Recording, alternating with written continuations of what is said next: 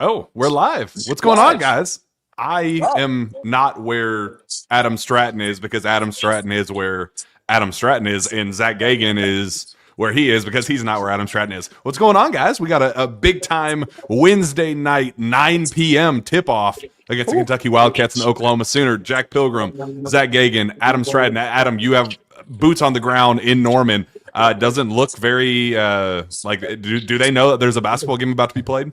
I don't think so, actually. I think the only people here right now, 1 hour prior to tip, are either playing in the game or work here in some capacity.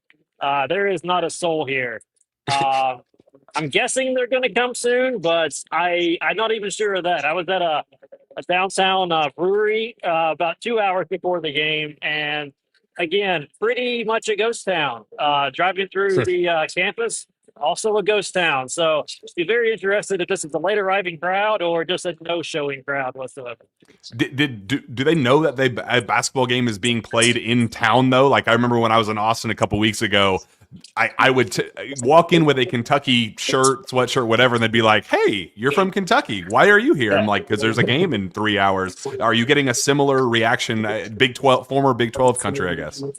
Yeah, I at that same brewery, the guy working there said that this is good. It's unusually busy here for a Wednesday afternoon, and there's like 12 people in the entire bar, by the way, and also none of them looked like they were actually coming to the game. So he was very confused of why there might be people here. I saw one Kentucky group walking around downtown, Nice. and I guess they were from Norman, and I talked to them a little bit, asked them who they thought was going to be the player of the game, and they didn't really know too many players' names at all. So, John Wall is going to have a hell of a going night on? tonight. They were Football like, I think town, Owe big is time. somebody. I'm like, yeah, he used to play here. That's why I know him. I was like, oh, okay, got you. Goodness gracious. So Well, yeah, it's not quite the same atmosphere as y'all might have seen elsewhere. can you show us your view real quick? What you're seeing right now? Yeah, we've got Jackson Robinson shooting threes, which is Wow. a wonderful sign. Of course, he misses the first ones he's missed all warm ups here. We have seen nothing but misses for the last 15 seconds. Yeah, terrible Yeah, timing, well, but good to see him out there. refer to my Twitter. That's where he made them all. I saw that video. So you being the first person to put your eyes on Jackson Robinson and Lamont Butler since we got the big massive news that they are both available tonight. What is the vibe with both of those guys? How are we looking, and how does that change your mindset going into this matchup? So Jackson was the first one out. He has a little, almost like a rubber band looking thing on his wrist. It's like a brace. But otherwise, he's looking really smooth. He did a full shoot around, starting close to the basket, and then kind of worked his way out all the way on the perimeter. And then he drained like 7 of 8 27-footers from the top of the key, and pretty similar from around the horn. He looks extremely comfortable, extremely loose. I wish I could have the same confidence for Lamont Butler. Maybe it's just the brace that's throwing me off. That it's just like so massive and Terminator looking.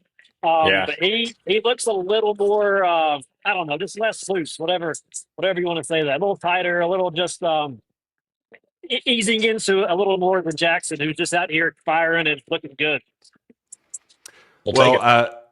Macklin Hamilton says, "Why aren't Jack and Steven at the game?" Because this psychopath to my left offered to go to Norman, Oklahoma right now. I don't. We wondered the same thing. He had hot pants to go to. Can we get an explanation why you offered your services for this game of all games? Yeah. Well, I had some free airline points, and I had some free rental car points. And so far, this has pretty much been a free trip for me. My goal for the entire trip is to make it cost less than it does to park at Rupp Arena, which is like $28. Impossible. And I think I'm going to be able to do it. I did not get a hotel tonight, so I'm going to be sleeping in a car or the airport for a 6 a.m. flight. I've not decided yet, so we'll figure that out when the time comes. Oh, airport man, for sure. Oh, man. Well, we'll check in, get your vibes here just in a couple minutes. But, Zach, I do want to get your thoughts because it has been a pretty substantial day for us hearing about Lamont and Jackson coming back the backups kind of didn't allow the team to drown. The ship didn't sink, but they were not. They, they needed some star power. They needed one or both of these guys back, and to get them both back tonight as quickly as they did, is that, how does that, are do you kind of have I would rather them wait until they're 100% or wait until the Auburn matchup because there's a section of the fan base that kind of feels that way, or are you like, hey man, if you're 75%, you're ready to go, I need you out there because we got to win these games. How did the news of this kind of change your mindset going into this matchup? I do like having like kind of a buffer game, if you will. Obviously, this isn't a game you want to overlook, but you want to have maybe a feel it out game ahead of the Auburn game on Saturday. And I think the timing of just all of these two guys coming back could kind of match up more perfectly with how the season's shaping out. You got four regular season games left. You want to kind of build a little bit more chemistry back as you get into March, into the postseason there. You've got Amari Williams playing like an all SEC center, not playing like playing it. He is an all SEC center right now. Andrew Carr's coming off arguably his best 2 game stretch since like November, something like that. You've got the 3 freshmen who all now have like just this extra confidence that they didn't have 2, 3 weeks ago. So you've got a lot of other guys playing really well. And now you're just going to throw back in arguably 2 of your 3 or 4 best players, probably 2 of your 3 best players back into the lineup. I think this is the perfect time to do it. Like you said, if they're 75%, they were probable last night, which if we go by the SEC's little guidelines, that means they're 75%, or you can phrase it that way, they're 75% ready. So this is a good time to get it's a get right game. You're probably gonna you would hope that you get a big Oway bounce back game as well. Him coming off the 2 points against Alabama, but now that you have Butler and Robinson, he doesn't maybe even have to feel that type of pressure to go out there and maybe feel like he has to score 20 points like he probably did against Alabama, a game that he was super frustrated about. What the quote that he said the other day was, it was the most frustrated game he's had in a long time, and it was solely because of all the foul issues. So the timing of Jackson and Jackson and Lamont coming back, I think is perfect. I'm fine with it. You don't want to overexert them. If they can, ideally, what happen in a perfect world, they each play 18 to 20 minutes. They provide good stuff. Don't get hurt. Kentucky wins this game by 15 in the second half, going away. So I like how the situation is playing out so far, and it was a nice little pleasant surprise last night to see both their names listed with probable next to it. So what about this Oklahoma team? They start out 13-0. They're ranked, one of the hottest team. Like, well, man, they were picked last in the preseason, and now they're 13-0 and ranked in the top 15. This SEC is an all-time juggernaut of a conference.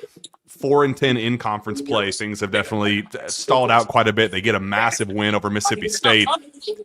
What should fans know about this matchup, and what are Kentucky's chances to pull off a win of this magnitude?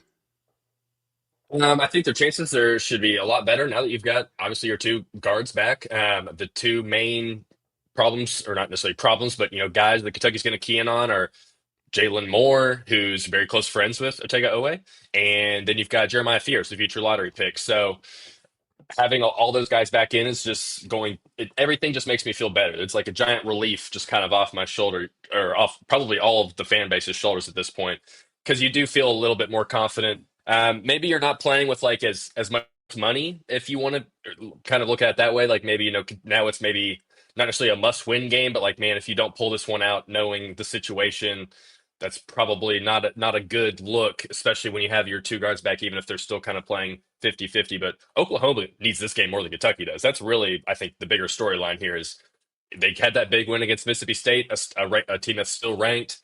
They are on the bubble. Porter Moser is on the hot seat. They really need to close this season out strong, and it starts with a game like this one. So in terms of the matchup, though, I think Kentucky has the edge in pretty much most categories. Like Oklahoma's probably going to try and make this a free throw shooting game. So we'll just see. Honestly, the game might end by the time that Adams' flight takes off. So you might just be able to sleep in the Lloyd Noble Pierce, whatever it's called, center or something like that tonight. Oh, hold on, he's muted. There we go. Oh, we're muting and unmuting him. Sorry. Yeah, got some breaking news. There are fans in the building. Ooh. And a good chunk of them. I see them.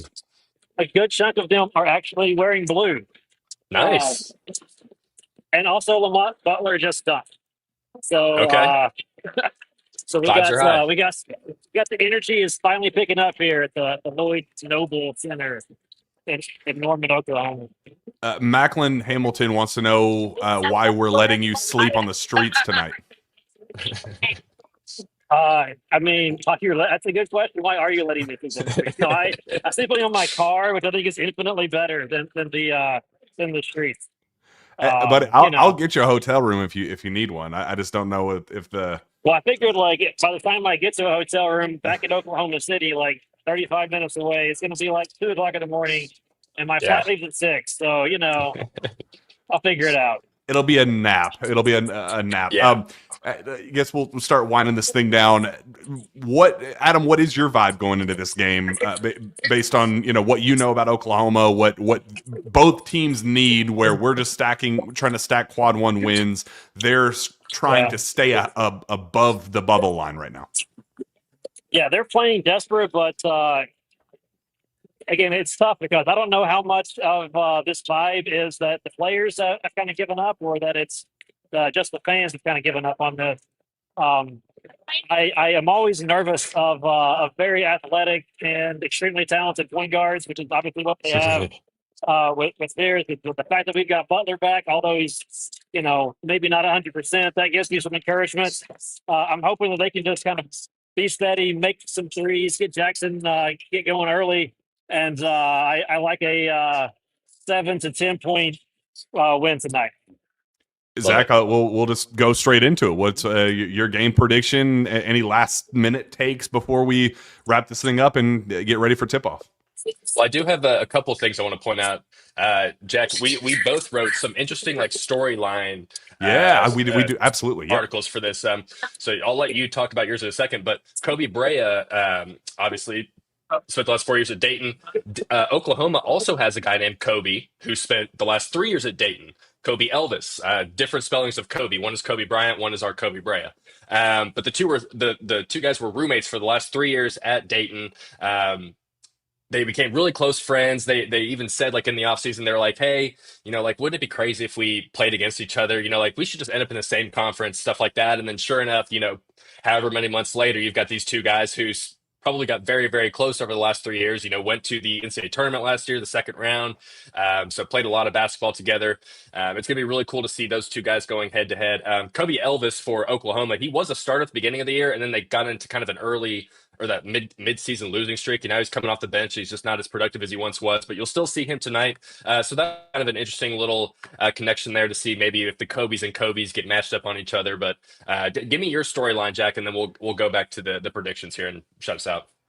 So what was so funny is that we're at SEC Media Days and we're going down, you're just coming up with storylines for every team that comes through. The players that come in, you're like, okay, what do we need to know about these guys? You know nothing about, you pretend to be a savant whenever it comes to every single team in the SEC, but sometimes you're just like, I don't know who this guy is walking in the door. We got to learn something to ask him questions. So Oklahoma, Sam Godwin walks in, we look and it says he's from Ada, Oklahoma. And we're like, oh, that's pretty unique. That's where Jackson Robinson is from. So we go up and, not knowing their stories, go up to Sam Godwin and say, hey, you're from Ada, Oklahoma, which is where Jackson Robinson's from. Do you guys know each other? And Sam Godwin's like, yeah, he's been my best friend since the 6th grade. We played Fortnite together till 2 a.m. every single night.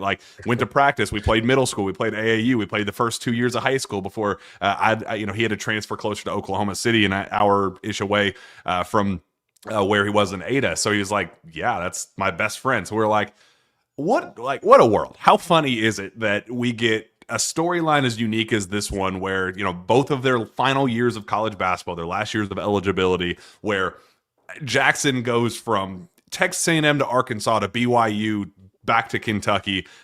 Sam Godwin starts at Wofford, ends up transferring back home to Oklahoma, and their final year of eligibility, they match up together in their first season in the SEC together back home in Norman. It's a homecoming matchup for both of them, but especially Jackson Robinson, who's an hour away, tons of friends and family back in. How much do you think that has to do with him deciding to play tonight? I didn't even think about it until right now, but maybe a little bit. Yeah, maybe that pushed him a little bit to say, yeah, let's go ahead and do it. I got a lot of family coming, but hopefully not too much, honestly, influence into that decision. But I like that there's a lot of Kentucky fans flowing behind Adam right now. Oh, you're muted We got again. some Hold on. Chats fans. There you go. There we go. There Back we here. go. What's up, Go Cats? Yeah, filling up for sure. And like I said, right now it's probably over 50% blue right now. Again, it's early-ish, 45 minutes before the game. But right now, yeah, we're seeing some blue getting in. Love it. Well, we love to hear it. Adam, give me your score prediction and game MVP. We'll go 86 to 78, and just be super obvious and go with the big away in his homecoming game to break out. It comes bounce back from his 2-point outing last time out. We love to hear it. Zachary. Let's see. I did 83-74, 9-point win for the Cats. MVP, this one's a hard one because you feel like everyone's going to play tonight. Maybe you're probably going to see a 10, 11 man rotation tonight. So I'll go Amari Williams. I just think he's in a groove right now. He'll probably get a very quiet double-double, but you'll look at the box score and you'll be like, man, he had 16 points, 12 rebounds, three assists, whatever, 2 blocks, and you're like, he was the best player on the floor tonight. So I'll go with Amari. Cats win by 9.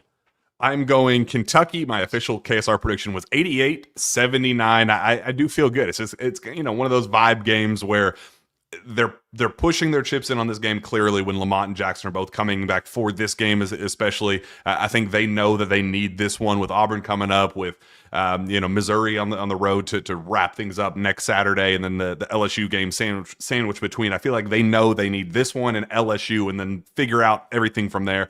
So I think they're invested in winning this one. I think they're going to come away with a pretty convincing victory, and I agree front court is the key for tonight. I think there's a pretty substantial advantage there in the front court for Kentucky. You got Amari Williams. I'll go with the counter. Andrew Carr's playing his best basketball of the year. So I'm going Andrew Carr is our game MVP. And let's go finish this thing out. Adam, I wish that you were not sleeping in a car or the airport or wherever you're sleeping tonight, but this has been fun. We appreciate you coming on with us, buddy. No problem, man. It's been awesome. Excited to get another Cats win on the road. Get my record up to 2-0 in away games. Maybe a little bit better than yours if I did my math right.